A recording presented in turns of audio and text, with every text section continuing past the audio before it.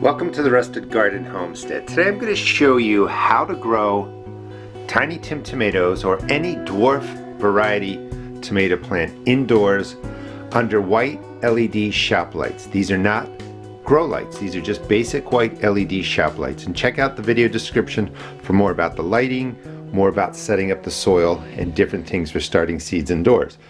I want to show you how to grow tiny Tims, again, or dwarf tomatoes. There are 4 in there. Those are being grown in quart root pouches. I'll go over the setup for that. This is a single tiny Tim in a baking tray, about 2 inches of depth.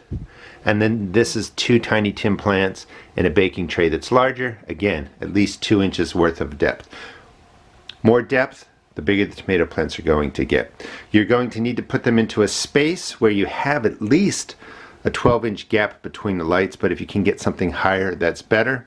When you first start growing these, you're going to start them just like this, closer to the lights, and then you're going to transplant them into here. It's just a little bit easier to manage the smaller plants for about 4 weeks. Set up in these small cells, and then you get them into the larger trays. Let's go over the basic materials. This is starting mix. It is hydrated with boiling water. This was done yesterday. You want a sterile mix, no soil life. It is not needed for indoor seed starting. And the boiling water will kill off fungus gnats. Again, check out the video description on how to hydrate your seed starting mix. In about this much material, let me just show it to you, get an idea of how much is in there. You don't have to. You can just start with the sterile mix with no fertilizer in it. But I like to use worm castings, and I just take about a handful a day after, well, not even a day, but after it cools and the boiling water has done its thing, just add in the worm castings. And that's a great base mix to get started. And you would fill your baking trays with the starting mix, and you want to press it down so that it's nice and dense. And that's pretty much all you have to do. We're going to go over watering, feeding, other tips, and then I'll show you a little more detail on how to set up this system. Now the plants are going to be a little bit more smaller in here because there's not as much starting mix or not as much soil, but that's okay. I like doing it this way because this is nice and heavy with the starting mix. The plants aren't going to flip out when they get bigger and heavier. And it's real easy to get 4 plants in there, and you just fill the tray full of water, keep the plants hydrated. When you want to fertilize, you mix in some water-soluble fertilizer right into the water, and you water the plants. All right, let me set up to give you more details. They work well. These plants, oh, real quick, tomatoes here, the tiny Tims are at about 75 days. I've already harvested a couple of red cherries off of there. These are a little bit behind, maybe by, I don't know, 10 to 14 days, but you get a sense of how well they're growing in this basic setup. I want to talk a little bit about fertilizing. So when do you fertilize? How do you fertilize? Because you have to maintain the NP and K in here for your plants to look like what I just showed you. So I recommend starting your tiny Tims or your dwarf tomatoes in the basic 6 cell. It's easier to manage, take care of it. When they're about this size, you're going to transplant them into the root pouches or into the foil trays. It's just nice to be able to put 6-8 plants in a small space, take care of them. Once they germinate, about 7-10 days after germination, you want to give them a dilute water-soluble fertilizer. You could use the organic types, but fish emulsion and some of the other ones smell really bad indoors. You can use them if you want. Chemical fertilizers, perfectly safe for this process. There's no soil life in here.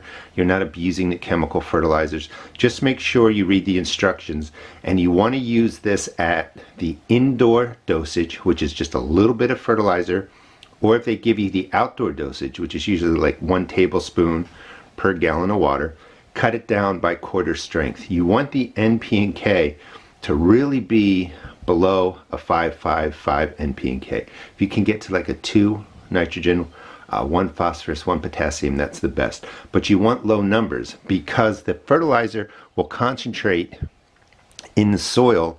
It's not like that it's outdoors and you get rain and stuff like that, or you have massive root systems. The concentration of high amounts of NP and K can damage your plants. So the whole goal is slow and steady feeding.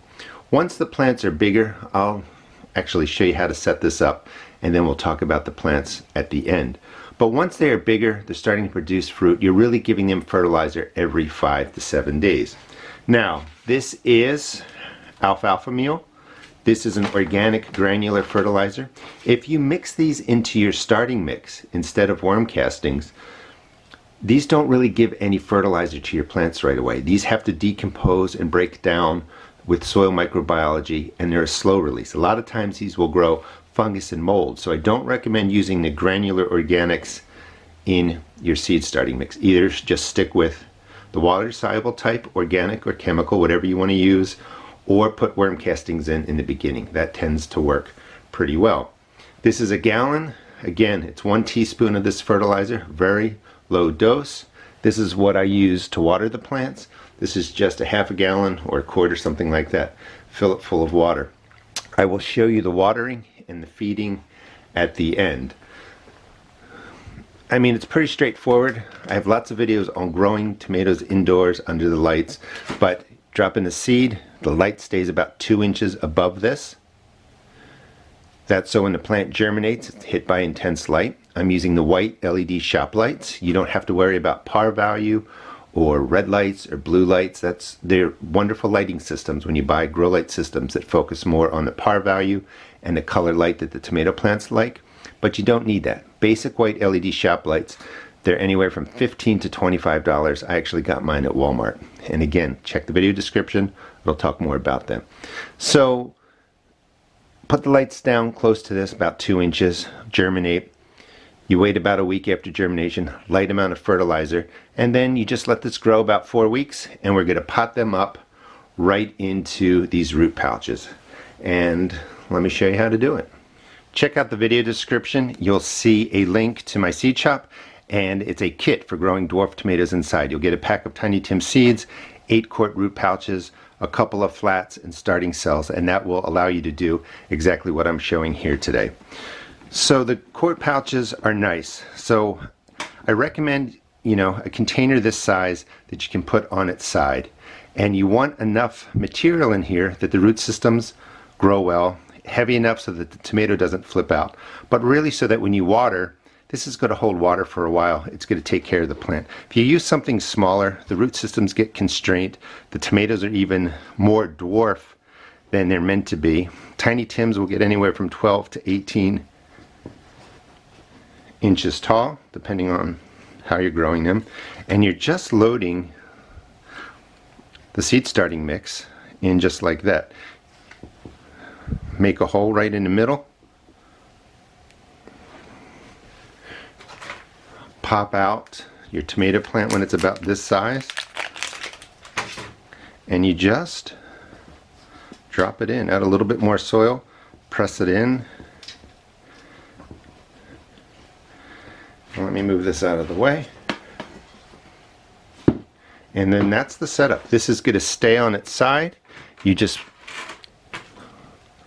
put it into the tray like that. This goes under the lights. I'll cover how these are growing under the lights in a second. And you can put in 4 root pouches into a flat like this. And this is my second round. Did a test round to make sure everything worked. Works beautifully. You can grow dwarf tomatoes in a setup like this, or use the metal trays. I just wanted to cut in because I always forget to mention this. Tomato plants, the flowers, they're self-pollinating, so you don't need insects. They're perfect, a perfect plant to grow indoors. You don't have to hand pollinate them. All you have to do is when you see the clusters forming, just give them a tap. That is all they need, basically wind vibration, to pollinate, and you're going to get tons of tomatoes just like that. So whenever you see clusters of flowers, whenever you walk by, give them a tap, shake the container, your tomatoes will pollinate and you will get your tomatoes. Now, as the plants get bigger, you're going to have to water more often. When they're smaller, maybe once a week. When they're mid-size, maybe twice a week. When they're getting large like this, maybe 3 times a week. When they're this size, you want to be fertilizing them very lightly again every 5 to 7 days. You just put the water-soluble fertilizer into the water. The plants right here have been watered. That's how you know there's moisture. It's nice and dark. The starting mix is nice and dark. Over here, the starting mix is lighter, And as the water evaporates, this tray will get really light. So when you first water, pick up the tray. You'll know what it feels like when it's fully saturated, and then you're looking for the top to dry. You do want it to dry. You want it to stay dry for a day or two, maybe a little bit more. Moisture stays under that. But by letting the top dry, reduces fungus, reduces mold. So this is ready to be watered. I already fertilized the guys over here 4 or 5 days ago, so I'm not going to put in any more fertilizer, but I just water just like that. There are no holes in the trays. In theory, you could possibly overwater these, but it's just not a lot of soil in there. And you just pause a minute, let it sink in. If it needs more water, add in more water. If you put in too much or it seems super saturated, it's going to dry, especially when it's only 2 inches deep. Under lights, the tomatoes are growing. So you don't need to put holes in there. Now over here, I have, let's see if I can balance that. Let me turn the camera.